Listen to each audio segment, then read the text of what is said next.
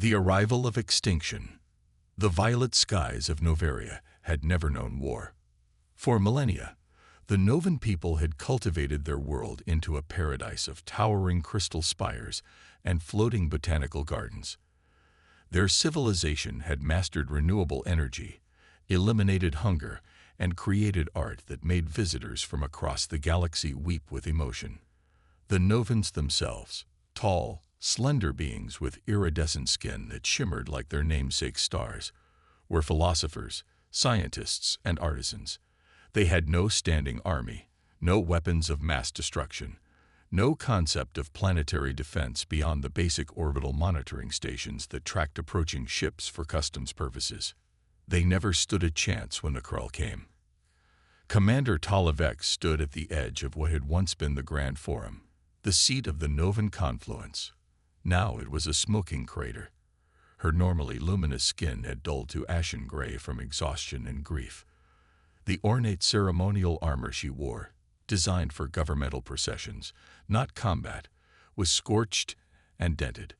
Blood, purple and thick, crusted around a deep gash in her side. Status report, she croaked into her communicator, though she already knew the answer. Southern Quadrant has fallen, Commander, came the weary voice of her second, Kiro. Eastern Defense is down to 23 survivors. Northern Quadrant, there's no response from Northern Quadrant. Tala closed her eyes. 3 billion Novans had called this planet home just 15 days ago. Now, as she gathered every survivor she knew about, they wouldn't fill a single city transport. The Krell invasion had been methodical in its brutality. First came the diplomatic vessels, offering trade partnerships and technology exchange. The confluence had welcomed them with open arms. The Novans had always sought peaceful relations with new species. Then, without warning, the Krell revealed their true purpose. Their warships dropped from hyperspace like predators, their energy weapons carving molten scars across Noveria's surface.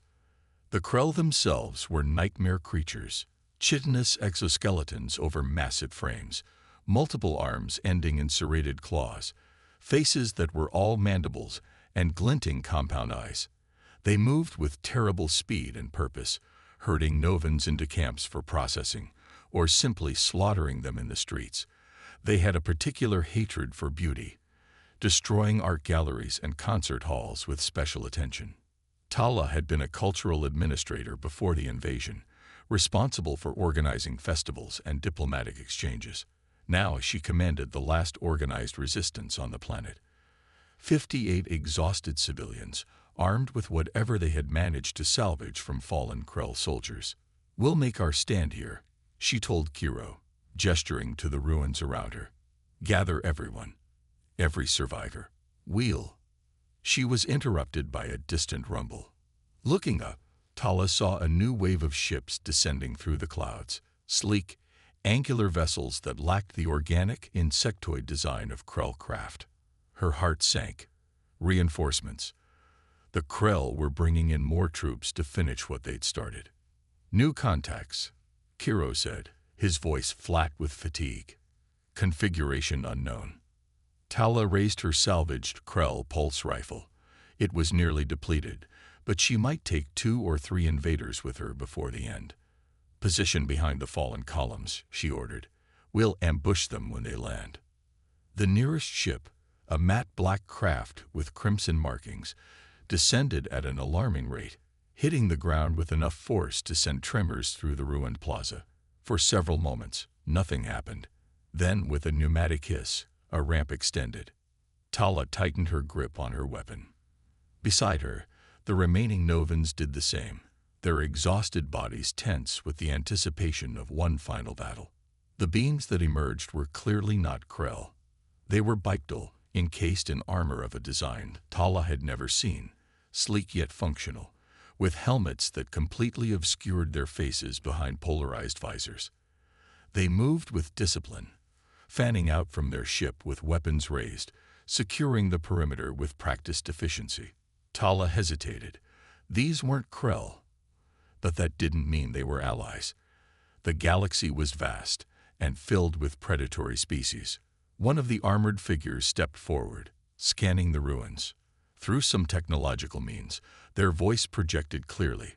"We're tracking Novan life signs in this sector. Identify yourselves."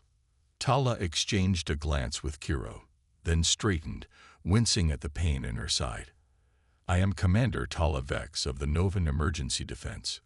Who are you?" The fury of Earth. The human military base sprung up overnight like a metallic forest.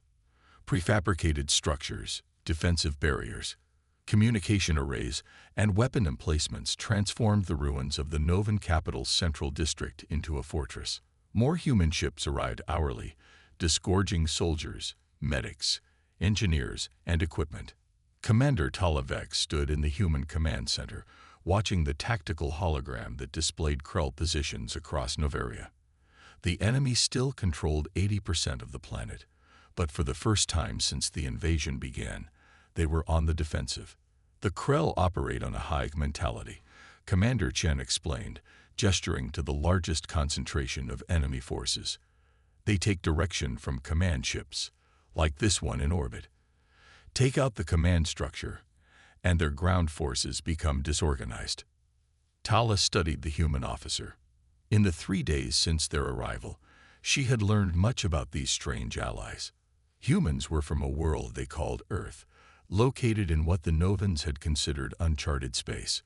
They were physically resilient despite their relatively fragile appearance, capable of pushing through injuries that would incapacitate a Novan.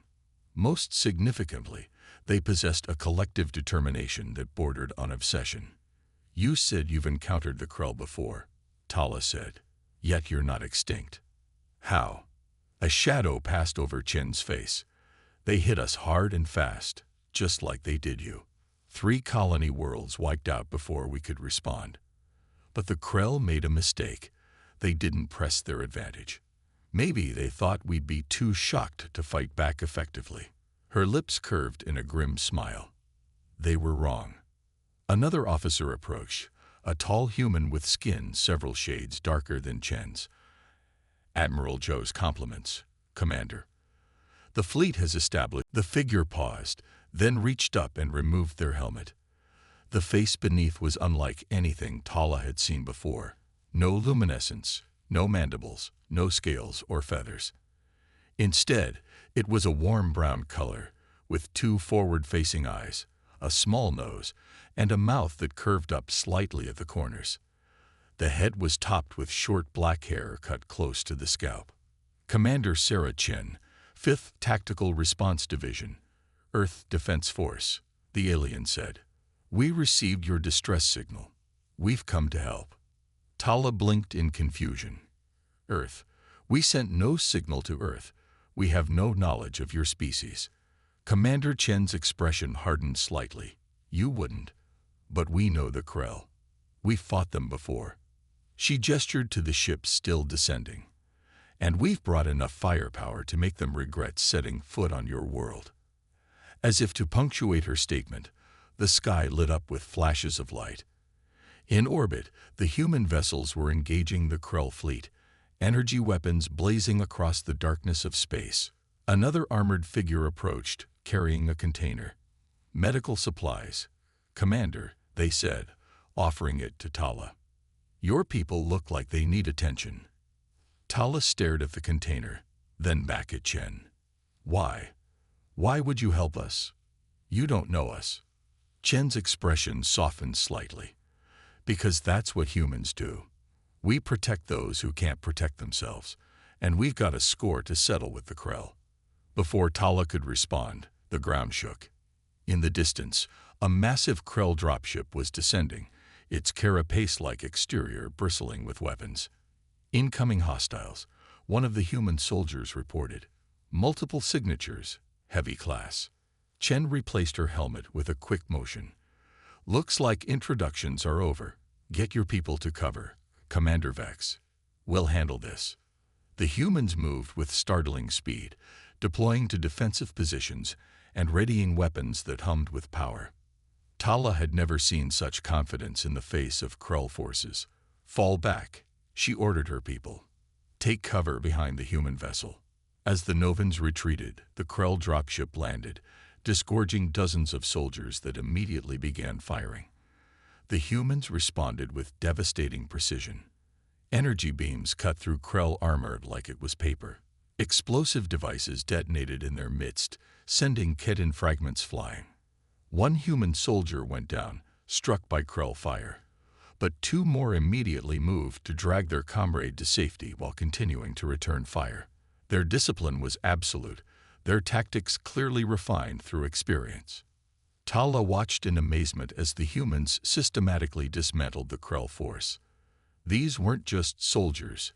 They were warriors who had clearly faced this enemy before and developed specific countermeasures. They targeted joint sections in the Krell armor, used sonic weapons that seemed to disorient the insectoid invaders, and deployed barriers that reflected Krell energy weapons back at the attackers. Within minutes, the battlefield had fallen silent. The Krell lay dead or dying, and the humans were already regrouping, checking their weapons, and tending to their wounded. Chen approached Tala again, removing her helmet. There was a small cut on her cheek, but she seemed otherwise unharmed. "That was a scouting party," she said grimly. "More will come when they don't report back. We need to move to a more defensible position." Tala stared at the human, struggling to process the abrupt shift in fortunes. "You've fought them before," she said. It wasn't a question. Chen nodded. "The Krell hit 3 of our colony worlds before we knew what was happening. Billions dead, but they didn't expect us to hit back as hard as we did." A cold smile crossed her face. "They've been avoiding human space ever since. Until now." "We're not warriors," Tala said, glancing at her bedraggled forces. "We're artists, scholars, diplomats. And we'll help you stay that way," Chen replied. "But first, we need to make the Krell regret ever setting foot on your world." She offered her hand, a gesture Tala didn't recognize but instinctively understood as one of alliance. "What do you say, Commander? Ready to take your planet back?" Tala looked at the human's extended hand, then at the dead Krell littering the plaza. For the first time in 15 days, she felt something other than despair. She clasped Chen's hand firmly. "Show us how." "I'm coming with you," Tala said immediately. Chen studied her for a moment, then nodded. "I was hoping you'd say that." The mission launched during Novaria's night cycle, a specialized human stealth craft, its hull treated with materials that absorbed Krell scanning frequencies, carried the strike team, 6 humans and 2 Novans, toward the massive enemy vessel. Tala's heart hammered in her chest as they approached, but she focused on the breathing techniques Chen had taught her. The breach point was exactly where intelligence had indicated, a maintenance access port used during cooling cycles. The human craft attached with magnetic clamps, cutting tools sliced through the outer hull, and the team entered the nightmare interior of a Krell command ship. Inside, the vessel was a maze of chitinous corridors lit by a sickly greenish bioluminescence. The air was thick with the ammonia-like stench that accompanied Krell installations. The team moved silently, using hand signals and helmet comms to coordinate. They encountered the first resistance halfway to the target, a patrol of 4 Krell warriors. The humans moved with practiced efficiency, neutralizing 3 before they could sound an alarm. The 4th charged toward Tala, mandibles spread wide. Without hesitation, she executed the combat maneuver Chen had drilled into her. Sidestep, strike to the unprotected neck joint, follow through. The Krell collapsed, twitching. "Nice work," Chen whispered, her voice tinny through the helmet comm. They'd reached the engine section without further incident, but the cooling chamber was another matter entirely. A dozen Krell engineers worked at biological mechanical interfaces, monitoring the massive power core that drove the vessel. "No way to do this quietly," Chen said. "On my mark. 3, 2, 1. Execute." The strike team burst into the chamber, weapons blazing. Krell fell in the first salvo, but others responded with surprising speed, energy weapons scorching the air. One of the human soldiers went down, chest plate smoking. A Novan followed, clutching the wounded arm. Tala found herself pinned down behind a pulsating structure, Krell fire impacting all around her. Across the chamber, Chen was advancing methodically, each shot finding a target. The remaining humans were creating a perimeter, holding the Krell reinforcements at bay while Chen moved toward the primary cooling junction. A Krell warrior crashed into Tala's position, mandibles snapping at her helmet. She grappled with the creature, its strength nearly overwhelming her. In desperation, she remembered another of Chen's lessons: use the enemy's strength against them. She shifted her weight, redirecting the Krell's momentum. It stumbled forward, off balance, and Tala drove her combat blade into the gap between its head and thorax. Chen had reached the cooling junction and was planting the fusion charges, fingers moving with practiced precision despite the chaos around her. "Charges set," she called. 30 seconds to detonation. Fall back to extraction point.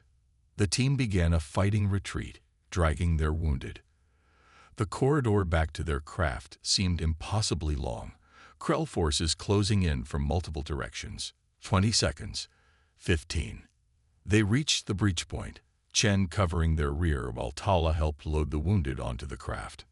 "Commander," Tala called. 10 seconds. Chen fired one last burst, then sprinted for the craft, diving through the hatch as it began to seal. Go, go, go. The stealth craft detached, thrusters flaring as it pushed away from the Krell vessel. Behind them, the command ship's engine section began to glow with unnatural light as the cooling system failed catastrophically.